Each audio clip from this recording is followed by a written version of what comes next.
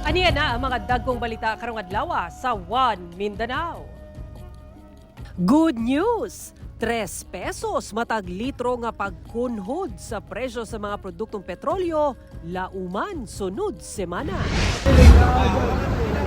Usa ka abandonadong balay sa Cagayan de Oro City nasunog. Pagkasunog, gingong gituyo. Hugot nga seguridad gipatuman sa Davao City Overland Transport Terminal subay sa gilaumang pagdagsa sa mga pasahero. 20 anyos nga babae patay human gitigbas sa iyang live-in partner nga lalaki sa Mabuhay, Zamboanga, Sibugay. Sospek nasuko matud pa human wala gipahulam og cellphone.